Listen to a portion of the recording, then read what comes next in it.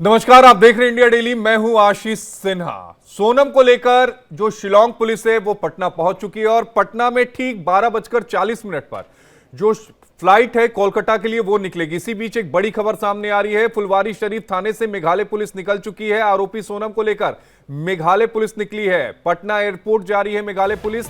दोपहर 12:40 पर एक फ्लाइट है इंडिगो की जो कोलकाता लेकर जाएगी। कोलकाता के बाद फिर इसे गुवाहाटी लेकर जाया जाएगा। गुवाहाटी से फिर शिलांग लेकर जाया जाएगा। तो ये वो तस्वीर जिस वक्त सोनम रघुवंशी, देखिए इन तस्वीरों में आप देखिए सोनम रघुवंशी की तस्वीर है जब उसे फुलवारी शरीफ लेकर आया गया था। इसके अलावा जो शिलांग पुलिस की जो महिला ऑफिसर हैं वो भी आपको तस्वीरों में नजर आ रही होगी। शिलांग पुलिस के जो दूसरे ऑफिसर्स हैं वो भी आपको तस्वीरों में नजर आ रहे हैं।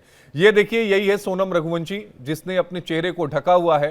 शिलांग में मर्डर केस में पूछताछ होगी। इस वक्त की बड़ी खबर आपके टीवी स्क्रीन पर।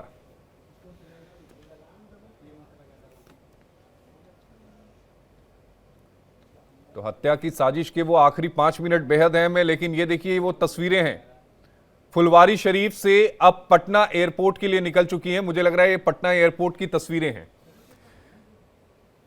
और इस 12:30 पर वहां से फ्लाइट है 12:40 पर इंडिगो की। हम सीधे चलते हैं ग्राउंड जीरो पर जहां हमारी सहयोगी नैना यादव हमारे साथ जुड़ी हैं और नैना यादव के साथ राजा रघुवंशी की मां है। नैना, over to you.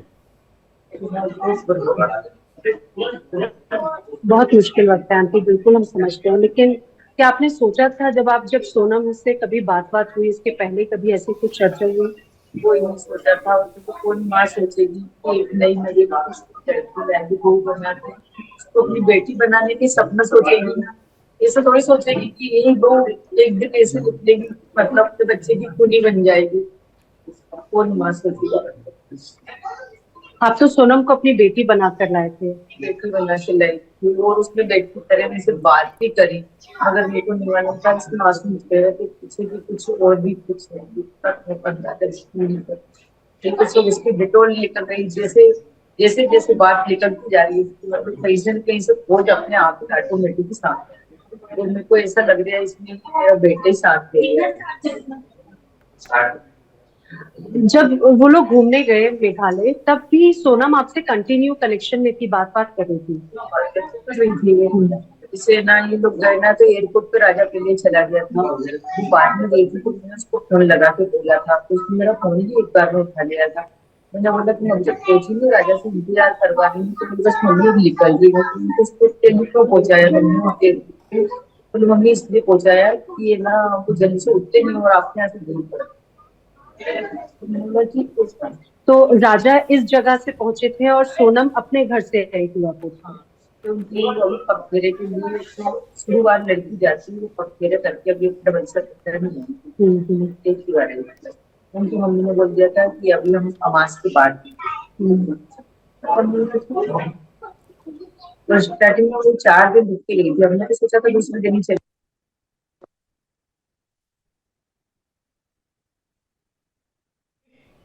Call record है जो 1:43 पर 23 मई को इनके बीच यानी राजा रघुवंशी की मां के बीच और सोनम के बीच में बातचीत हुई थी और उसी आधे घंटे के दरमियान में इस कत्ल को अंजाम दिया गया था। जरा उस 1:43 पर जो कॉल हुई थी उसके बारे में भी बातचीत करिएगा जिसमें सोनम ये कह रही थी कि उनका व्रत है। ज्यादा क्यों करा है, इसको करना था तो उसके हिसाब से मतलब इसको छोड़ देती, बोल देती कि मेरे को तुम्हारे साथ नहीं रहना, तो हम भी समझ जाते कि ये 6-7 दिन से बाहर है तो बच्चे उनकी नहीं पट रही होगी। मगर ऐसा करके जाना था उसको, मगर वो उसको छोड़ के कैसे गई। अच्छा, लेकिन इस बीच आपके और सोनम की बात भी हो रही थी। एक ऑडियो क्लिप वायरल हो रहा है जिसमें वो बाकायदा एकादशी के व्रत की बात हो रही है। आपसे बाकायदा ऐसा लग रहा है माँ बेटी बात कर रही है। हाँ कर रहे ना, और ऐसा लग रहा है बहुत संस्कारी मेरी बहू है, मतलब जो व्रत रखती है। बोल रही इतना घूमने के चक्कर में व्रत खराब नहीं कर सकती हूँ, इन्होंने में से बार बार बोला कुछ खा लो, मैं खा भी नहीं सकती हूँ। ऐसी सारी बातें अच्छी चल रही थी और उन्होंने ये भी बताया था कि मेरी मम्मी का फोन भी अभी आया था, उनने मेरे को याद दिलाया था कि आज तुम्हारा व्रत है। तो बोले, मैंने बोला हाँ ठीक है। उनकी मम्मी से तो उनने ऐसा बोला कि हाँ ठीक है। अब उनकी मम्मी से उनने क्या बात करी वो बात का मेरे को नॉलेज नहीं है। मेरी बात थी जो तो मैंने क्लियर दिखा दी थी सबको। आंटी, अब जब ये पूरी परिस्थिति हुई तो आपकी सोनम की माता से बात हुई, उनकी माँ से बात हुई है, उनका क्या कहना है? उनकी माँ से मेरी कल बात हुई थी, तो मैंने उनकी माँ से बोला ये सब देखने को क्या मिल रहा है, क्या सुनने को मिल रहा है। तो बोले मैं भी यही देख रही हूँ, भगवान जाने कि क्या मिल रहा है, और सोनम की कभी गलती हो तो उसको फांसी दी जाए। क्योंकि एक कहानी ये भी आ रही है कि जो राज कुशवाहा है उसके बारे में सोनम की माँ जानती थी। अभी अंकल भी यही बात कह रहे थे, भैया भी यही बात कह रहे थे, विपिन जी। नहीं तो वो राजपुष्पा के बारे में उसकी माँ जानती होगी ना, उनके घर का मतलब जो बिल बनाता वो है, उनके घर में आता जाता भी है। और वो क्यों नहीं जानेंगी, जब उनके पापा को लेके वो इस तरीके से आया था तो वो तो उनके घर में आता जाता होगा ना। उनको तो जरूरत पड़ती होगी तो उसको बुलाते भी होंगे। और सोनम भी बोलती होगी ना मम्मी पापा का ध्यान रखना, तो वो उस तरह से ध्यान भी रखता था। तो आपको लगता है ये बात छुपाई गई है? ये बात छुपाई तो गई है। राजपुतरा से उसका क्या अफेयर था क्या नहीं था, ये नॉलेज तो हमको नहीं था ना, ये तो उनकी मम्मी को तो पता होगा ना। पापा को भले ही पता नहीं हो, मगर मम्मी को तो पता होगा ना। आपने मेघालय जब इनका ट्रिप पे जाने की बात थी तब आपने उस बात पर मना भी किया था, ये भी कहा जा रहा है ज्वेलरी लेकर गए हैं, वो क्या बात है? ज्वेलरी लेके तो वो अपने हाथ से जब शादी होती ना, तो बहू को अपन सारी ज्वेलरी पहना के उनके घर पहुंचाते। तो वो जब दूसरी बार अपने घर आती ना तो सारा सामान फिर अपने घर रखाता है, फिर एक मिनी मंगलसूत्र पहनती है वो। तो सारी तो अपन पहना के पहुंचाएंगे ना, फर्स्ट टाइम जाएगी तो, इसलिए वो पहन के गई थी। अब वो वहां पर लेकर गई नहीं गई इसका अपन को नॉलेज नहीं। तो जो आपने शादी में जो ज्वेलरी चढ़ाई थी वहां से जो आया था, कहा जा रहा है कि वो सारी ज्वेलरी पहन कर गई और ये कहा था कि उनको वहां पे जाके शूट करना है। नहीं, वो उनकी माँ झूठ बोल रही, उनकी माँ ने बोला कि आपको। नहीं नहीं, ये ऐसी चर्चा चल रही है कि यहाँ से वो सब मेघालय लेकर गई, अब आपने जो दिया वो सब ले गई है ज्वेलरी। नहीं, वो ज्वेलरी तो उसके घर रखी सारी। अच्छा। हम्म। अच्छा। उसने राजा को चेन पिना के ले गई, क्यों ले गई कि ताकि हत्ते वो आए कि लूटपाट का माल था। और उसने एक मिनी पहन गई, उसकी माँ अब बता रही। अब वो ज्वेलरी तो हमारे हाथ में दिखेंगी हमको आंखों से, तब हम बता सकते हैं कि उसके घर में रखी कि उसकी लड़की ले गई है। क्योंकि उनकी माँ तो अभी ये बोल रही मेरे को, मैंने कल ही पूछा कि सारी ज्वेलरी ले गई वो क्या शूट करने के लिए, तुमने कैसा दे दिया उनको? तो बोलती कि नहीं नहीं, वो तो खाली मिनी मंगलसूत्र पहन की गई थी और एक हाथ में ब्रेसलेट पहन की गई थी और एक अंगूठी पहन के गई थी। अभी उनकी माँ ने तो हमको ऐसा बताया, अभी कल ही मैंने बात करी थी। अगर वो ले गई होगी तो वो भी उसकी माँ को पता होगा, उनकी माँ झूठ भी बोल सकती है, हमको नहीं पता। अब आप सोनम से बात करने की इच्छा रखती हैं या सोनम के परिवार से बात करने की इच्छा रखती हैं? नहीं तो सोनम से बात करने की इच्छा क्या रखूं, सोनम से तो मेरे को सवाल करना, बात नहीं करना है।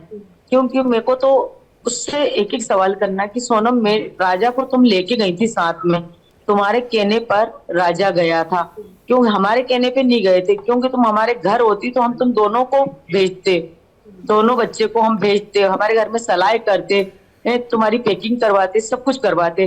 तुमने तो तुम्हारे उधर से बिगर कहे टिकट करी, तो तुमने इस माँ से नहीं पूछा तो उस माँ से तो पूछा होगा कि मम्मी मैं वहां जाना चाहती हूँ, क्यों जाना चाहती हूँ, उनकी मम्मी को तो पता होगा ना। मेरे को तो सीधा राजा ने बस इतना बताया कि मम्मी उसने टिकट करवा ली। तो पहले तो इसने बोला कि मम्मी उसने टिकट करवा ली। अब बस आखिरी सवाल ये कि आप अब क्या चाहती है, क्या मांग है आपको? देखो, जिसने भी मेरे बच्चे के साथ गलत करा तो मेरे बच्चे के हत्यारे को मतलब कड़ी से कड़ी सजा दी जाए, और हो सके तो उनको फांसी मिलना चाहिए। क्योंकि ऐसी लड़की दोबारा देश में होने से नाम आपको खराब नहीं करना। आप क्यों किसी मासूम की क्यों जान ले? उनको छोड़ा जाएगा तो वो तो फिर से मतलब उनकी तो शादी ब्याह कर लेंगे, मेरा तो बच्चा हाथ से गया ना। देखिए, ये बहुत बहुत महत्वपूर्ण बात है। ये राजा रघुवंशी जी की माता जी को आप सुन रहे थे, उनकी बस यही मांग है कि एक बार वो सोनम से सवाल पूछना चाहते कि आखिर जिसको उन्होंने बेटी माना उसने ऐसा क्यों किया। और दूसरी बात ये कि फांसी से कम कुछ भी मंजूर नहीं है, ये बात जरूर कही जा रही है। हालांकि अब जैसे जैसे जांच आगे बढ़ेगी कई और बड़ी बातें जरूर सामने आएंगी। नैना, कई सारे सवाल हैं। उस माँ के दर्द, उस माँ की पीड़ा, उस माँ की वेदना, उस माँ के गुस्से, उस माँ के आक्रोश, इन सबको समझा जा सकता है। सोनम से कई सवाल होंगे जो उनके जहन में होंगे, जो उनकी आत्मा से निकलेंगे। सोनम ने कहा था कि मैं आपके बेटे को लेकर जा रही हूं, तब माँ ने यही कहा था वहां जाओ, घूमो, वापस आ जाओ। मुझे लगता है कि सबसे पहला सवाल उस माँ का यही होगा कि तुमने आखिर ऐसा क्यों किया। बिल्कुल आशीष, यही एक बहुत बड़ी बात हो भी जाती है। देखिए, जिस जगह पर हम मौजूद हैं वहां पर ऐसा लगता है एक अलग तरह की सन्नाटा है, एक अलग तरह की खामोशी है, लेकिन चीख चीख कर सवाल बार बार यही पूछे जा रहे हैं कि आखिर इसमें राजा रघुवंशी की कहाँ गलती थी, आखिर इसमें राजा रघुवंशी के परिवार की कहाँ गलती थी। उन्होंने तो बहुत सपने देखे थे अपने बेटे के घर बसाने के लिए, उसके नए जीवन को आगे बढ़ाने के लिए, और इन्हीं सपनों के साथ में एक बेटी को अपने घर पे लेकर आए थे। देखिए, आपने सुना, हमने इसके पहले चाहे बात राजा रघुवंशी जी की माँ हो, उनके भाई हो, उनके पिता हो, सबकी बात पे जुबान पर एक ही बात जरूर रही कि उन्होंने कभी सोचा नहीं था, क्योंकि किसी को सोचने का ऐसा वक्त नहीं मिला। दूसरी बात ये कि कहीं से कहीं तक ऐसी बात बिल्कुल निकली ही नहीं कि आखिर ऐसा कैसे हो सकता है, किसी ने सोचा भी नहीं थी कि ऐसी परिस्थिति बनेगी। अब फिलहाल सबको उम्मीद यही है कि इस पूरे मामले की जांच होगी, जांच में उन्हें, परिवार को बस न्याय की उम्मीद अब जरूर नजर आती है आशीष। आपने राजा रघुवंशी के भाई से बात की, जिसमें राज कुशवाहा को लेकर भी आपने सवाल पूछे, जिसमें उन्होंने कहा कि वो नहीं जानते, हो सकता है कि उनके पिता ने शुरुआत में, चूंकि तस्वीर सामने नहीं आई थी, कई बार ये होता है कि आप जब कोई काम करते हैं या फैक्ट्री चलाते हैं तो कई सारे मजदूर या इस वर्ग के जो लोग हैं वो आपके यहाँ काम करते हैं, आप बाय नेम नहीं जानते होंगे लेकिन बाय फेस जरूर जानते होंगे। वो क्या प्रसंग था, एक बार जरा बताइएगा तो। देखिए आशीष, सबसे बड़ी बात ये रही कि जब हमने ये सवाल पूछा कि राज कुशवाहा का जिक्र बार बार हो रहा है, तो उनका ये कहना था कि उनके जब पिता से पूछा गया कि राज कुशवाहा को आप जानते हैं, तो उनकी तरफ से मना किया गया। लेकिन जब उन्हें तस्वीर दिखाई गई तब उनके सोनम के पिता ने कबूल किया कि ये उनकी कंपनी, उनकी फैक्ट्री में काम करने वाला व्यक्ति है। इस बात को उन्होंने स्वीकार किया। लेकिन एक बात जो विपिन की तरफ से बात कही गई है, जो कि राजा रघुवंशी के भाई हैं, उन्होंने बात बहुत गंभीरता से कही कि इस बात का जिक्र और इस बारे में जानकारी सोनम के घर वालों को थी, भले पिता को नहीं थी लेकिन सोनम की मां को जरूर थी, क्योंकि उन्होंने बात बार बार कही कि सोनम और राजा दोनों ही मांगलिक थे। और बार बार इस बात के पुरजोर एक कहीं ना कहीं इस बात पर दबाव जरूर बनता है कि शायद यही एक बड़ी वजह रही है कि राज कुशवाहा से वो चाहे या तो प्रेम प्रसंग था, वो शादी करना चाहती थी, घर वालों ने या कुंडली की अगर इस दोष को ध्यान में रखते हुए राजा रघुवंशी से शादी की, लेकिन इसकी प्लानिंग, इसकी पहले से ही दिमाग में पूरी कहानी जो है वो लिखी जा चुकी थी। बार बार उनके परिवार की तरफ से, राजा रघुवंशी के परिवार की तरफ से यही बात कही जा रही है कि सोनम के दिमाग में पहले से सारी चीजें थी, और बाकायदा उसको लेकर पैसों के भी विड्रॉल की बात कही गई थी। उन्होंने कहा कि बाकायदा सोनम ने पैसे निकाले थे। जब सोनम के भाई ने पूछा कि भाई इतना अमाउंट क्यों निकाला गया है, तो उसने कहा ये मेरी शादी की तैयारी का है। लेकिन शादी की तैयारियां या फिर शादी के खर्चे के वहन की अगर बात की जाती है तो उसमें भी राजा रघुवंशी के ही परिवार की ज्यादा भूमिका रही है। एक बहुत अच्छी शादी, लेकिन उसमें जो अमूमन खर्चा है वो राजा रघुवंशी के परिवार की तरफ से किया गया। अब बड़ा सवाल ये कि आखिर इतनी बड़ी राशि सोनम की तरफ से क्यों निकाली गई। दूसरी बात ये कि एक थ्योरी ये भी कही जा रही है कि सोनम ने अपनी तरफ से टिकट बुक कराए थे, जिसकी इच्छा उनके परिवार की मेघालय ट्रिप पर भेजे जाने की नहीं थी। लेकिन सोनम ने बिना किसी से पूछे, बिना किसी से चर्चा किए आखिर मेघालय जैसी जगह का आखिर क्यों ट्रिप बनाया, क्योंकि पहले राजा से भी इस बारे में कोई चर्चा नहीं की गई। तीसरा सवाल ये भी खड़ा हो जाता है कि जब एक तरफा अगर टिकट बुक कराई गई तो वापसी की टिकट आखिर बुक क्यों नहीं कराए गए। चौथा जो बड़ा बिंदु इस दौरान नजर आता है, जो इस दौरान एक बड़ा अमाउंट या फिर ये कहा जा रहा है ज्वेलरी के, फोटो शूट का या बाकी सारी चीजों का, आखिर वो उस ज्वेलरी की बात कहाँ है। सबसे महत्वपूर्ण बात ये कि जैसा अभी हमने राजा की माता जी से सुना, उन्होंने कहा कि ये पूरी जानकारी सोनम की माता को थी।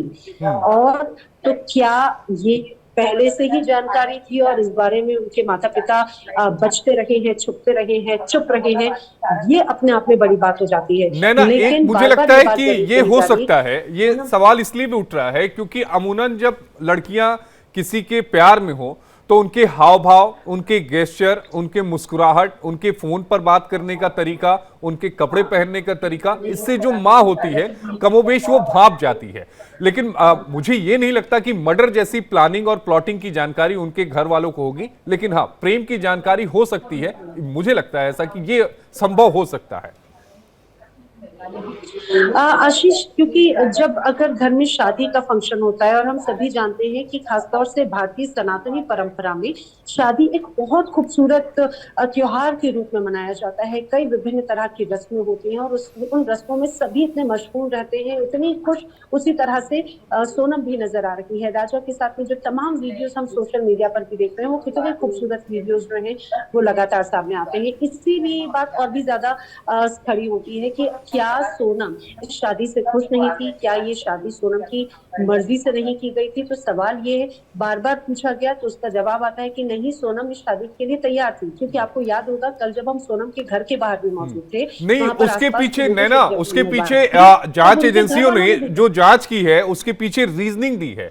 मैं शिलोंग पुलिस के एक अधिकारी से बात कर रहा था, आज सुबह ही मेरी उनसे बातचीत हुई है। रीजनिंग उनकी मतलब जो है उसमें दम है। सोनम के जो पिता है उनको, वो हार्ट पेशेंट हैं। सोनम ये समझती थी कि अगर वो घर से बगावत करके शादी करती है तो पिता को हार्ट अटैक हो सकता है या फिर कोई अप्रिय घटना हो सकती है। एक प्लॉट यहां पर प्लानिंग की गई कि अगर हम राजा रघुवंशी को ही रास्ते से हटा देते हैं तो मैं विधवा हो जाऊंगी और विधवा होने के बाद मेरी शादी किसी और से कराने में बहुत ज्यादा दिक्कत परिवार वालों को नहीं होगी, क्योंकि अमूमन विधवा लोगों से शादी लोग कम करते हैं। और यही वजह है कि ये पूरी प्लानिंग की गई। मैं नैना आपके पास आऊंगा। नैना, हमारे साथ दो खास मेहमान हैं। AK सिंह हैं, पूर्व ACP हैं दिल्ली के, और रमनीश वत्स जी हैं, सामाजिक कार्यकर्ता हैं। नैना, आप भी अगर कोई सवाल लेना चाहेंगी तो आप सवाल ले सकती हैं। सबसे पहले मैं AK सिंह जी आपके पास आना चाहूंगा। ये जो प्लानिंग की गई है, बेहद खूबसूरत तरीके से प्लानिंग की गई, बेहद शातिराना तरीके से ये प्लानिंग की गई, और इस प्लानिंग में ये बात बिल्कुल तय हो गई थी कि हमें किस तरीके से आगे बढ़ना है और किस तरीके से घटना को अंजाम देना है। और उसी प्लानिंग के तहत राजा रघुवंशी को मौत के घाट उतार दिया गया। बिल्कुल सही कहा आपने कि जो आज बहुत ज्यादा प्लानिंग की थी, बहुत पुरानी प्लानिंग है, 5 महीने की प्लानिंग है ये। जब से इस लड़की का, सोनम का रोका हुआ था, रोके के बाद से इसका लव अफेयर तो पहले से चल ही रहा था, राजवाज एम्प्लॉय। तो वो उसके बाद जब रुका हुआ तो इन दोनों में तकरार बढ़ने लगी कि भाई अब तो शादी हो रही है, अब कैसे होगा कैसे होगा। फिर इसने राजा रघुवंशी से बात करके फिर उसमें खिंचाव सा आ गया रिलेशन में। जब रिलेशन में खिंचाव आ गया तो राजा ने अपनी ये शिकायत अपनी माँ से की कि मैं ये लड़की से मैं शादी नहीं करूंगा, ये लड़की ठीक नहीं कर रही है, नहीं बातचीत नहीं कर रही है। ये सारा ताना बुना 5 महीने से बुना जा रहा था। इसका ये मतलब नहीं है कि 5 महीने से ही सब कुछ हुआ है। सोनम और राज के बीच का अफेयर 5 महीने पहले से है। उसकी कॉल डिटेल्स पे सारी बातें आ जाएंगी। और इस 5 महीने में ये बहुत ज्यादा सीरियस हो गया जब उसको लगा कि अब तो लड़की हाथ से जा रही है। वो उसको पैसे देती थी, कपड़े देती थी। उसके बाद डिसाइड किया कि चलो जब परिवार का वो है, मेरे पास प्रेशर है, मैं शादी कर लेती हूँ। उसके बाद देन डिसाइडेड कि भाई इसे गेट रिड ऑफ हिम। शादी करने के बाद उसको ले जाएंगे, मारेंगे और विधवा बनकर शादी कर लेंगे। आपकी ये बात जो बोल रहे हैं आप, ये सारी बातें कन्फेशनल स्टेटमेंट में एक्यूज्ड पर्संस के आ चुके हैं। अब सिंपल छोटी सी बात रह गई है, जो कन्फेशनल स्टेटमेंट्स में उन्होंने अपनी अपनी बातें बोली हैं, कहाँ कहाँ गए, आगे पीछे कौन था। उसने कहा मार दो इसे, 50,000 में पैसे दिए, 20 लाख का उसने लालच दिया। ये सारी बातें ना सर्कमस्टेंशियल एविडेंस पे, और एक एक कड़ी जोड़ के पुलिस अब उसको एक फाइल बनाएगी और उनके खिलाफ आरोप पत्र दाखिल कर देगी। ये अब मामला पूरी तरह खुल चुका है कि there was a serious and very hated conspiracy, बहुत मतलब जघन्य अपराध की कॉन्स्पिरेसी का ताना बना इन लोगों ने बुना है, क्रिमिनल को हेड किया। आप सोचिए ना, मतलब मैं तो सिंह साहब मानसिकता पे हैरान हूं। हाँ, हैरान इसलिए हूं क्योंकि शादी होती है, ये 3 कातिल आगे चलते हैं, सोनम पीछे चलती है। सोनम ये कहती है कि मैं थक गई हूं, और जहां सुनसान इलाके देखती है वहां पर चिल्ला के कहती है कि मार दो इसे, पति है वो तुम्हारा, मार दो इसे। भाई साहब, उस सोनम का पति कभी उसने माना ही नहीं। बिल्कुल सही कह रहे हैं आप। वो महज एक मोहरा था। उस मोहरे को हटाने के बाद ही असली सत्ता पर वो काबिज हो पाती अपने प्रेमी के साथ। एग्जैक्टली। विधवा से कोई शादी नहीं करता। ये बिल्कुल उसने जो सारी बातें हमारे पास निकल के सामने आ रही है ना, ये बिल्कुल ही आपको सारे ताना बाना में कोई भी आपको अड़चन दिखाई नहीं देगी। कॉन्स्पिरेसी एंगल जो है ये बहुत बड़ा एंगल है। Conspiracy with murder, presence of Sonam at the spot जब मर्डर हुआ, उसके बाद फुटेज, कॉल डिटेल्स, 23 तारीख से जब ये मिसिंग हुए, आप सोचो, उसके बाद 2 तारीख को राजा की लाश मिली। इसके बीच में जब ये सरफेस हुई काशीपुर के चाय जारके वाले दुकान पे, इस बीच में सोनम ने जो ट्रेवल्स किया है वो भी इसके डिस्क्लोजर स्टेटमेंट में आ चुकी है। बाकी लोगों ने भी अपने अपने बयान दे दिए हैं। अब पुलिस एक एक कड़ी जोड़ रही है, जो एविडेंसेस इकट्ठे हो रहे हैं, जो हमें सबूत मिलेंगे, that will be admissible in evidence, और ये बड़ा पुख्ता ये केस तैयार होगा, क्योंकि इसमें डायरेक्ट लिंक सबके साथ है, मूवमेंट है, लोकेशन है, और उसके बाद साजिश है। ये सारी चीजें हैं। रमनीश वत्स जी, मैं आपके साथ आऊंगा। जूही अरोड़ा जी भी हमारे साथ जुड़ गई हैं। जूही जी, आपका बेहद स्वागत है इंडिया डेली में।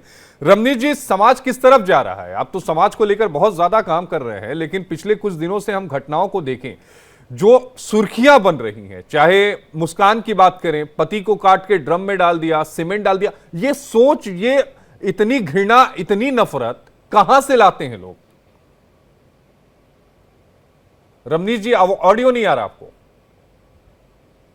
रमनीश जी को आवाज नहीं जा रही है। पीसीआर एक बार आवाज चेक करिएगा। जूही जी, मैं आपके पास आना चाहूंगा। जूही जी, अगर अभी हमने राजा रघुवंशी की मां से हमारी सहयोगी ने बात की, नैना ने, जिसमें उन्होंने साफ कहा कि फांसी से कम तो मंजूरी नहीं है। जो पूरी थ्योरी जो AK सिंह जी ने भी रखी, जो आपने इस समय पढ़ी भी होगी और देखी भी होगी और समझी भी होगी, उसमें क्या लगता है, ये मामला क्या रेयरेस्ट ऑफ द रेयर बनता है? जूही जी, अनम्यूट करिएगा जी, आवाज आ रही है। अगर हम देखें तो इससे कुछ समय पहले हमारे बीच ऐसा मामला एक और आया था जहाँ पे मुस्कान का जिक्र आया था, सेम ऐसे ही बीवी ने अपने आशिक के साथ ड्रम में सीमेंट काट के, सीमेंट भर के हत्या करी थी। तो इस तरह के जो मामले हैं ये लगातार बढ़ते जा रहे हैं। जो अभी फिलहाल जो ये सोनम का मामला आया है, ये बिल्कुल मैं मानती हूँ रेयरेस्ट ऑफ द रेयर में ही आना चाहिए, क्योंकि इस तरीके से अगर आप नई शादी करते हैं और उसके बाद आप प्लॉट करते हैं, मर्डर प्लॉट करते हैं, तो ये एक समाज को मैसेज जाता है कि किस तरीके से हम देख रहे हैं कि आज की डेट में आप किस पे विश्वास करेंगे। मतलब इतने कुछ आप, इससे बेहतर है कि आप इस चीज को कन्फेस करें कि आप शादी में इंटरेस्टेड नहीं है। किसी का मर्डर करना किस तरीके की मानसिकता को दर्शाता है। आप 3-3 लोगों को मिलके, और ऐसे इंसान, कल मैं देख रही थी कि क्या इन लड़कियों ने अपने पतियों को छोड़ा है, किन के लिए? अगर हम उनको देखें जो उनके आशिक हैं, अगर हम उनकी क्रेडिबिलिटी देखें, उनका स्टैंडर्ड देखें या उनका मानसिकता देखें, तो ऐसे लोगों के लिए आप एक पढ़े लिखे पारिवारिक और एक वेल सेटल लड़के को आप छोड़ रही हैं, जो आपको इतनी प्यार कर रहा है। उसकी वीडियोस आप देख लीजिए, मतलब दिल में दर्द होता है उस वीडियो को देखकर। कितना खुश था वो बच्चा बेचारा राजा रघुवंशी, और उसके साथ ये कर दिया। बिल्कुल एक शर्म आती है मुझे ये बात बोलने में कि महिलाओं का इस तरीके से महिलाएं गिर चुकी है। और ये वाकई में अब कुछ लॉज ऐसे बनने चाहिए जहां पे ऐसा प्रेसिडेंट सेट हो, ऐसा जजमेंट सेट हो कि इस तरीके की हत्याओं को रोकने का, ये जेल में ट्रायल से बेटर है कि इसको जल्दी फास्ट ट्रैक में करके इनको ऐसी सजा मिलनी चाहिए जो पूरे समाज के लिए एक प्रेसिडेंट सेट हो। मैम, कहां से मिल पाएगी? आपको शबनम का केस याद है, 2008 का, यूपी के अमरोहा का, जिससे फांसी की सजा दी गई थी। 7 लोगों को कुल्हाड़ियों से, छोटे बच्चों को भी उसने कुल्हाड़ियों से काट के मार डाला था। मामला सुप्रीम कोर्ट में आया था, सुप्रीम कोर्ट ने फांसी की सजा पर मुहर लगाई थी। आज तक उसको फांसी नहीं हुई। जी बिल्कुल, मैं यही मैं आपके शो के माध्यम से, ये एक मीडिया एक बहुत बड़ा इसमें जरिया बनता है कि ये बात जितनी और फैले, जितने लोग इस बात के लिए अवेयर हो, हर इंसान आवाज उठाए। क्योंकि इसने ये सोच के मेघालय चुना कि वहां तो कोई बात उठेगी नहीं, इतना सोशल मीडिया इस चीज को हाइप होगा ही नहीं, इतना पुलिस वहां पे एक्शन लेगी नहीं, ये सोचते हुए इन्होंने एक ऐसी जगह चुनी जहां पे बहुत आसानी से ये चीज करी जा सकती है और ये एस्केप हो जाएंगी। बट ये भूल गए कि आज की डेट में हमारा सोशल मीडिया, हमारे न्यूज चैनल, ये सब अपने आप में एक बहुत बड़े स्तंभ है इस हिंदुस्तान के, जो ये बताते हैं कि अगर कोई भी ऐसा एक्ट ऑफ क्राइम होगा तो वो छिपा नहीं रहेगा। और इसी शायद किसी वजह से आप देखें कि ये बात इतनी जल्दी तरफ फैली और 7 दिन के अंदर अंदर जिस तरीके से ये सब चीजें खुलासे हुए एक के बाद एक, वो वाकई में बहुत ही चौंकाने वाले और दरिंदगी से भरे हुए ये खुलासे हैं। मतलब हद है बेशर्मी की। जूही अरोड़ा जी, मैं तो इस बात को भी कहूंगा कि हमारा भारतीय समाज अभी तक पीड़ित मानता था। 17 दिनों में 16 दिन हमने इसे पीड़ित ही समझा कि हो सकता है किसी ने इसका अपहरण कर लिया हो सकता है कि ये किसी भी तरीके से, चाहे वो अगर हम बात करें कि किसी अनहोनी का शिकार हो गई हो, कोई ये मानने के लिए तैयार ही नहीं था, या फिर किसी का दिमाग इस तरफ गया ही नहीं कि इस तरह की घटना को भी अंजाम दिया जा सकता है। और इस तरह जी बिल्कुल ठीक कह रहे हैं आप, ये बिल्कुल पैरों के नीचे से जमीन खिसकने लायक ये हालत हुई है कि लोग हैरान हैं। हम ये सोच रहे थे कि लोगों को एडवेंचरस नहीं होना चाहिए, ज्यादातर लोग चले जाते हैं ट्रैकिंग पे, लोग चले जाते हैं एडवेंचर स्पोर्ट्स करने, ये सोच के कि आप देखिए आए दिन ऋषिकेश के मामले आते हैं कि एडवेंचर स्पोर्ट्स में करते करते किसी की डेथ हो गई। तो हम तो ये आपस में बैठ के बात करते कि देखो नए शादीशुदा जोड़ों को ऐसे ट्रैकिंग पे नहीं जाना चाहिए जहां पे औरतें सेफ नहीं है। हम तो इस तरीके से ह्यूमन ट्रैफिकिंग की भी बात आ रही थी जूही जी, ह्यूमन ट्रैफिकिंग की बात आ रही थी। बांग्लादेश का बॉर्डर नजदीक है, कहीं ह्यूमन ट्रैफिकिंग की शिकार ना हो गई हो। बिल्कुल सही बात है। हम यही सोच रहे थे कि लड़की की सेफ्टी का मामला है, लड़के का ज्यादातर हम यही देखते हैं कि हस्बैंड को मार गिराया जाता है और औरतों को अगवा कर लिया जाता है। तो इस तरीके का सोच के तो ये तो बिल्कुल ऐसा हुआ कि जैसे आप ये प्रूफ कर रहे हैं कि आज की डेट में आदमी भी सेफ नहीं है। अब तो आप शादी करें तो पहले 4 चीजें चेक करें। लड़की का बैकग्राउंड चेक करना बहुत जरूरी है, सिर्फ लड़कों का बैकग्राउंड ही नहीं, लड़कियों का भी बैकग्राउंड चेक करना बहुत जरूरी है, क्योंकि आधे केसेस हम देखेंगे कि ये फेक केसेस हैं जो बनाए जाते हैं। बाद में यही लड़कियां रोते हुए कोर्टों में जाती हैं और पुलिस स्टेशन जाती हैं, कहती हैं हमारे साथ। एक्चुअली जूही जी, आजकल क्या हो गया है कि एक चेहरे के पीछे इतने चेहरे हो गए हैं ना कि आज की तारीख में अगर रावण भी होता ना तो वो शर्मिंदा हो जाता कि इतने चेहरे लोगों के बदलते कैसे हैं। रमनीश वत्स जी हमारे साथ जुड़ गए हैं, अब ऑडियो उनके साथ ठीक हो चुका है। रमनीश वत्स जी, समाज किस तरफ जा रहा है? आप समाज को लेकर लंबे समय से काम कर रहे हैं, लेकिन पिछले कुछ समय से जो घटनाएं आ रही हैं, चलिए यहां तो मर्डर का मामला है, मैं तो ये देख रहा हूं कि 50 साल 55 साल की जो महिलाएं हैं वो 20 साल 22 साल के लड़कों के साथ भाग जा रही हैं। ये हमारा समाज, हमारा मुल्क जा किस तरफ रहा है? 4 बच्चों की मां, 5 बच्चों की मां बॉयफ्रेंड के साथ भाग जा रही है।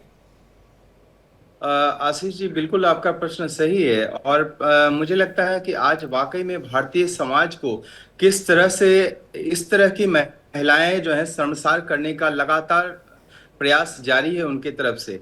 अब विवाह देखिए, हमारे हिंदू परंपरा, सनातन परंपरा में 16 संस्कारों में से एक संस्कार है वो विवाह संस्कार, और जिसमें पति पत्नी 7 जन्मों के लिए के बंधन में बंध जाता है। कितना पवित्र बंधन है, उसको दागदार करने का प्रयास सोनम ने किया है। प्रेम जैसे पवित्र एक संबंध को भी दागदार करने का प्रयास जिस तरह से किया है, ये मानवता को शर्मसार करने की घटना है। और खास करके देखा जाए तो आप देखिए कि किस तरह से का एक और उदाहरण मैं देना चाहूंगा कि विनाश काले विपरीत बुद्धि, जिस तरह से एक राजा रघुवंशी जो है वेल सेटल, वाकई में एक लड़का था, युवक, और कितना अच्छा लड़का, उसको छोड़ करके जिस तरह से सोनम ने ये पूरी घटना को अंजाम दिया और उनकी हत्या में उनके परिवार को भी शामिल किया है। क्योंकि आप देखिए जिस तरह से गहने लेकर के पूरी तरह से प्लानिंग 16 दिन, मुझे लगता है 4-5 महीने पहले की प्लानिंग होगी, और ये जो है ये सारी चीजें जो है 16 दिन लगातार ये चलता रहा, ये लापता रही सोनम। और इन घटनाओं को मुझे लगता है कि जिस तरह से उन्होंने प्लानिंग किया है उसमें पूरी तरह से संलिप्तता जो है वो इनके परिवार की है। और मैं तो वाकई में पुलिस की जिस तरह से घटना के प्रति किस तरह से गंभीरता और तत्परता को मैं मुगलई पुलिस को मैं आपके माध्यम से रमनीश वत्स जी, परिवार की संलिप्तता मुझे मर्डर में नहीं लगती, क्योंकि कोई भी माँ बाप और नहीं चाहेगा कि एक लकड़ी के काम करने वाले व्यक्ति के साथ वो अपनी बेटी की शादी कर दे। कोई माँ बाप ये नहीं चाहेगा, मैं इसमें एग्री नहीं करूंगा। हाँ, अफेयर की जो हो सकती है बात वो मैं मान सकता हूं कि माँ को हो सकता है भनक हो, लेकिन मर्डर की बात ये अभी मानना मुश्किल है। हालांकि जांच में क्या कुछ निकल कर आता है, क्योंकि अभी ये पूरा केस जो है वो चौंकाने वाला है, लेकिन ये थोड़ा सा भी मानना मुश्किल है रमनीश जी मेरे लिए। आशीष जी, आपको इस तरह की घटना को अंजाम जब वो सोनम और उसके साथी जो है दे रहे थे, तो आपको परिवार में जब एक जगह जब रहता है कोई जो और किसी से बातचीत फोन पे करता है, प्लानिंग जब करता है उसका, और यह प्लानिंग करते समय क्या परिवार वहां पे नहीं था उसके साथ? परिवार बिल्कुल था। और आप ये 1-2 महीने की प्लानिंग नहीं है, 4-5 महीने से पहले ये प्लानिंग चल चुकी। हम सीधे वापस अपनी डिबेट पर चलेंगे, क्योंकि राजा रघुवंशी हत्याकांड में ठीक 12:40 पर जो फ्लाइट है सोनम को लेकर वो निकलेगी कोलकाता के लिए, उनके साथ शिलोंग पुलिस होगी, उसके बाद फिर शिलोंग लेकर जाया जाएगा। बेहद अहम होगी पूछताछ। हमारे साथ खास मेहमानों का पैनल है, हमारे साथ वत्स जी कुछ कह रहे थे, पहले वो अपनी बात पूरी कर ले, उसके बाद फिर दूसरे मेहमानों के पास जाऊंगा। रमनीश जी। आशीष जी, मैंने जैसा कि कहा था, ये सोनम ने जो ये घटना को अंजाम दिया है, इसके साथी जो है राजा कुशवाहा की बात करें तो ये सारे लोग ने जो मिल करके दिया है, ये राज कुशवाहा की जो ये इस संलिप्तता जो है पूरी तरह से इसमें देखी जाती है। और जो साक्ष्य मिला है, सबसे बड़ी बात है कि स्थानीय गाइड ने 23 मई को ही सोनम और राजा और 3 अज्ञात व्यक्तियों के साथ जो देखा और जो हत्या क्या की और इशारा करता है। और इसमें देखिए सबसे बड़ी बात है कि हत्या स्थल से एक जो है खून से सना हुआ मच्छी, मोबाइल फोन और एक रक्त रंजित रेनकोट बरामद हुआ, जो हत्या की पुष्टि करता है। और लेकिन सबसे बड़ी बात है, ये सारी चीजें तो होती ही रहती है, लेकिन मानवता को एक यत्र नारेषु पूजन्ते रमन्ते तत्र देवता जहां पे हम कहते हैं, और एक महिला अपने पति को जो विवाह सूत्र में बंध गई थी, जो 7 जन्मों का पवित्र बंधन माना जाता है, जिस तरीके से शर्मसार किया है, ये हमारी भारतीय संस्कृति का बहुत बड़ा दोहन है। बहुत बड़ा दोहन है। AK सिंह साहब के पास मैं आना चाहूंगा जी। रमनीश जी अपनी बात पूरी कर लीजिए प्लीज। हाँ, फांसी की सजा भी आशीष ये बहुत ही कम है। ऐसी महिलाओं को बहुत दुर्दांत अपराधी जो है, जिस तरह से इसने अपराध को अंजाम।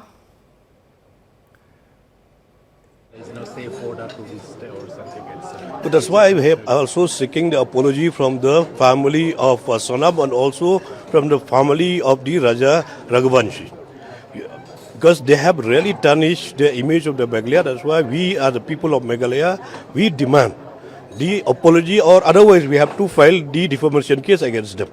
Last one, sir. There's a Madhya Pradesh Chief Minister and also the senior leaders also seeking this case to hand over the CBI. We have no problem to hand over to the state police or the central police or to the international agency also. We have no problem, but the truth has already prevailed. Yeah, thank you. आप मंत्री को सुन रहे थे, मेघालय के मंत्री हैं। 2 अहम बात उन्होंने कही। उन्होंने कहा कि जो मेघालय पुलिस पर जो आरोप लगाए गए हैं, उस आरोप के लिए माफी मांगनी होगी दोनों ही परिवारों को। अगर नहीं मांगते तो हम डिफेमेशन का यानी मानहानि का मुकदमा करेंगे। और दूसरी बात, इतने ज्यादा कॉन्फिडेंस है, कह रहे हैं कि आप नेशनल से क्या इंटरनेशनल एजेंसी से जांच करा लीजिए, जो सच है वो सामने आ चुका। AK सिंह जी, उस पर आपकी प्रतिक्रिया लूंगा। पुलिस पर दबाव था, इस बात से इनकार नहीं किया जा सकता। आलोचना थी, इस बात से भी इनकार नहीं किया जा सकता। दोनों परिवार लगातार पुलिस जांच पर सवाल उठा रहे थे, इस बात से भी इनकार नहीं किया जा सकता। लेकिन AK सिंह जी, जो मेघालय पुलिस ने काम किया वो काम बेहतरीन किया है, इस बात से भी हम इनकार नहीं कर सकते। समय जरूर लिया, लेकिन पूरी कहानी बिल्कुल शीशे की तरह एकदम सामने रख दी है, साफ रख दी है और बिल्कुल क्रिस्टल क्लियर है, पानी की तरह अगर बात करें तो। AK सिंह जी बिल्कुल ठीक कहा। ये मेघालय पुलिस का जो एक्शन है काफी सराहनीय है। और उनका जो हमारे जो डिप्टी CM साहब बोल रहे थे कि हम डिफेमेशन का केस भी फाइल कर सकते हैं उनके पेरेंट्स के खिलाफ, ये सोनम के पेरेंट्स के खिलाफ, ये बिल्कुल वो उनका सही ग्राउंड है। क्योंकि मैंने डे 1 से मैंने बोला हुआ है कि इमीडिएटली कुछ ना मिले तो पुलिस पे लांछन लगा दो, पुलिस पे आरोप लगा दो कि पुलिस काम नहीं कर रही है। पुलिस हैज नो बायस, कानून अंधा होता है। सबूतों के आधार पे पुलिस काम करती है। सबूतों को जुटाने में, जैसे ब्लाइंड मर्डर टाइप का जो केस होता है, डेड बॉडी मिलना, डेड बॉडी को सर्च करना, उसके बाद ट्रेल्स लेना, call record. AK Singh ji, आपको चंद पलों के लिए रोकूंगा, लेकिन अब कानून अंधा नहीं है। सीजेआई जस्टिस डीवाई चंद्रचूड़ ने जो कानून की देवी की नई मूर्ति बनवाई थी, उसमें आंखों पर जो बंधी हुई पट्टी थी वो हटा दी थी। आपको ध्यान में होगा। मैं आपकी बात से सहमत हूं, लेकिन हमारे जो पूर्वजों ने कहा था कानून अंधा है, अंधा होता है, इसमें अभी भी दम है और ये यही सत्य है। ये अलग बात है कि पट्टी हटा के सबूतों के तराजू पे कानून को तौला जाता है और फिर सजा या जुडिशियल वर्डिक्ट सुनाया जाता है। लेकिन अंधा होने का मतलब ये नहीं है कि अंधा होता है। माने law has no bias, whosoever may be. कानून सत्यों के तथ्यों के आधार पर चलेगा और जो तथ्य सामने आएंगे सच या झूठ साबित करने का काम पुलिस का है, कानून का है। इसका मतलब अंधे का मतलब ये होता है, वो आपको भी पता होगा। इस केस में आप ले लें अगर, तो इसमें अब बहुत ज्यादा कुछ ना बच नहीं गया है सिवाय तारों को जोड़ने के। 17 दिन तक ये सोनम जो विक्टिम कार्ड खेल रही है कि मेरा किडनैप किया गया, ये सब प्लानिंग साजिश पहले इन लोगों के दिमाग में ऑलरेडी था और टाइम के अनुसार सही समय पर इसने इस बात का मीडिया में कहो या पुलिस को कहो ये बोला है कि मेरे को तो मेरा सारे पैसे लूट लिए, मेरे को किडनैप किया गया, मुझे गाजीपुर यहाँ पे छोड़ दिया गया, ये ढाबे पे, चाय के ढाबे पे। आप ये बताइए 17 डे तक 23 तारीख को ये वीरान जगह पे फोटो शूट के लिए अपने पति को ले जाती है। अरे हनीमून मनाने गए हो तो बाकी के 3 आदमी तुम्हारे साथ क्यों जा रहे हैं भाई? आप सोच के देखें कि पति पत्नी का एक बहुत ही कोमल पल होता है, वो सीक्रेट पल होता है, बहुत ही कॉन्फिडेंशियल पल होता है। उसमें आप 3 और अन्य आदमियों को लेके साथ जा रहे हो, नंबर 1। उसके बाद वहां पे जो भी आप करते हो सब आपके सबके सामने है, दिख रहा है। इसके बाद आप गायब हो जाते हो, मोबाइल बंद है आपका और 17 दिन तक आप गायब रहते हो। आपने, यानी कि I am talking about Sonam ने किसी भी जगह, किसी भी मौके पे इस 17 दिन में किसी भी थाने में, किसी भी चैनल से, ईमेल से या फोन से या मोबाइल से, इवन माँ को जब इसने कहा कि मेरा उपवास है और वापस लौट के होटल में खाना खा रही है, क्या इसने बताया कि my husband is missing? Did she tell anybody? 17 दिन तक ये खामोश रही, छुपी रही, छुपाते रही, यहाँ वहां भागती रही। अच्छा, ये हैरानी देखिए एके सिंह जी, गाजीपुर पहुंच के आप बता रही हो, अरे भाई शिलोंग से गायब हुई थी वहीं बता देती, नहीं अगर वहां बताना तो कोलकाता बता देती, कहीं तो बताती। इतनी लंबी दूरी तय करने के बाद आप बता रही हैं कि मुझे अगवा कर लिया गया था, और अगवा जिन्होंने किया था वो आपको गाजीपुर या बनारस छोड़ के जाएंगे। यस, यही बात मैं कहना चाह रहा हूं ना, इसके पास कोई चारा नहीं था। देखो, ये हार्डनिंग क्रिमिनल नहीं है ना, इनमें से कोई भी हार्डनिंग क्रिमिनल नहीं है। तो एक जो क्रिमिनल साइकोलॉजी है वो ये कहता है कि जो हार्डनिंग क्रिमिनल होता है he is very hard nut to crack. But जो ये जो नोविस होते हैं, जो पहली बार ये जुर्म को अंजाम देते हैं, इनके पास एक सर्टेन लिमिट तक सहने की क्षमता होती है। 17 दिन तक जो मीडिया ट्रायल चला, लोगों के बयान आए, सोनम के फादर का स्टेटमेंट आया कि सीबीआई में भेज दो, हम मेघालय पुलिस गलत काम कर रही है, प्रॉपर्ली इन्वेस्टिगेट नहीं कर रही है। उसके बाद धीरे धीरे इस बीच में मेघालय पुलिस क्या कर रही थी, उसके रिकॉर्ड को खंगाल रही थी, कॉल डिटेल्स को खंगाल रही थी, तार जोड़ रही थी, टच पर्सन्स को देख रही थी, कौन कौन आदमी, उसके एड्रेस को ले रही थी, फुटेज देख रही थी। जब सारा इसके पास एविडेंस आ गया, जब ये देख रही है, पुलिस ने देखा कि होटल के बाहर स्कूटी पे ये लड़की, पति तो पीठ इस तरफ करके बैठा हुआ है, पीछे जाके उससे बात कर रही है, अब फिर वापस आई स्कूटी बैठ रही है, अपना चेहरा छुपा रही है। सर आप गौर करिए। यस, और that was the clinching evidence, first breakthrough for the police, कि भाई उसमें शक हुआ कि इसने जिससे भी बात करी है ना, वो आदमी 100% इस साजिश में शामिल है। और वही हुआ, तार जुड़ते चले गए, मोबाइल कॉल डिटेल्स आते चले गए, उसके बाद नील डाउन होने लगे। जब इसके बाकी आरोपियों को क्राइम ब्रांच की यूपी पुलिस ने गिरफ्तार कर लिया, उसके बाद जब राज को गिरफ्तार किया गया, कुशवाहा को, तो ये टूट गई, कहे कि अब मेरे पास बचा क्या। देन शी सरफेस्ड और कह रही है कि मेरा ये हो गया, किडनैपिंग हो गया। ये विक्टिम कार्ड खेलने का जो इनका तरीका था, बहुत पुराना तरीका है। अब पुलिस कोई ऐसा बच्चा नहीं है जो समझती नहीं है इसके बात को। इस सारी बातों का ताना बाना जोड़ा गया है, कई महीने से मामला चल रहा है भाई साहब, और उसके बाद ये आज अंजाम ये हो गया, एक मासूम की तुमने जान ले ली। एक मासूम की जान ले ली। जूही अरोड़ा जी, आपके पास आना चाहूंगा। अभी आप मेघालय के डिप्टी सीएम को सुन रहे थे, साफ तौर पे ये कह रहे हैं कि डिफेमेशन केस फाइल करूंगा अगर इन दोनों ही परिवार के लोगों ने मुझसे माफी नहीं मांगी तो, यानी मेघालय सरकार से माफी नहीं मांगी। मेघालय सरकार का मतलब यहां मेघालय पुलिस से है, क्योंकि इमेज को नो डाउट बहुत सारे सवाल उठाए गए और ये कहा गया कि मेघालय पुलिस जो है वो सही तरीके से काम नहीं कर रही है, कई तरह के आरोप लगाए गए। तो इसमें क्या डिफेमेशन का मामला बनता है और क्या इसमें माफी मांगनी चाहिए? आपके हिसाब से क्या लगता है जूही अरोड़ा जी?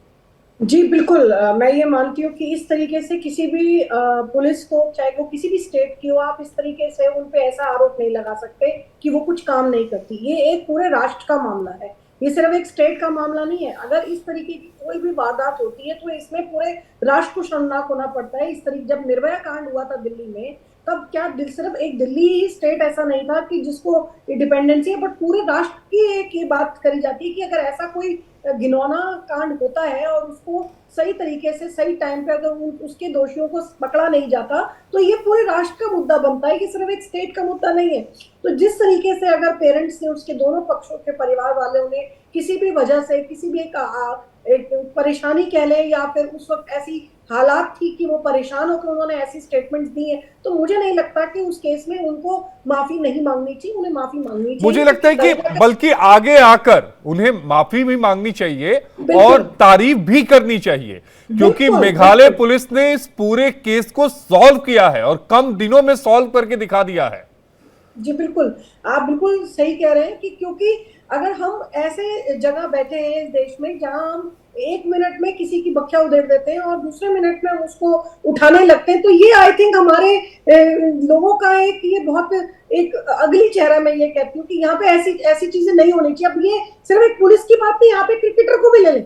अगर एक क्रिकेटर अगर किसी मैच में बहुत अच्छा खेलते हैं तो उसकी बड़ी तारीफ है, और अगले ही मैच में अगर वो 0 पे आउट हो जाए तो उसकी निंदा करनी शुरू हो जाती है। तो हमें थोड़ा सा एज ह्यूमंस ये चीज समझनी चाहिए कि हर स्टेट की पुलिस, हर पूरे देश, हर नागरिक की अपनी एक फंडामेंटल ड्यूटी भी है कि आप किसी को अप्रशंसा ना करें। और इस तरीके, इस मुश्किल समय में जब पुलिस ने इस तरीके से बहुत ही बड़ा केस को इस तरीके से सॉल्व आउट किया है, तो उसकी प्रशंसा भी बिल्कुल होनी चाहिए, क्योंकि उन्हीं के शब्द अगर किसी की निंदा कर सकते हैं तो उन्हीं की शब्द किसी की प्रशंसा भी करी जा सकती है। प्रशंसा करने में और कोई कोताही भी नहीं होनी चाहिए। जो बेहतरीन काम किया है और मैं तो खुले दिल से यहाँ पर प्रशंसा करना चाहूंगा। मेघालय पुलिस ने जो काम किया है बेहतरीन काम किया है और केस को बिल्कुल साफ स्पष्ट करके दिखाया है कि किस तरह इसकी प्लानिंग की गई।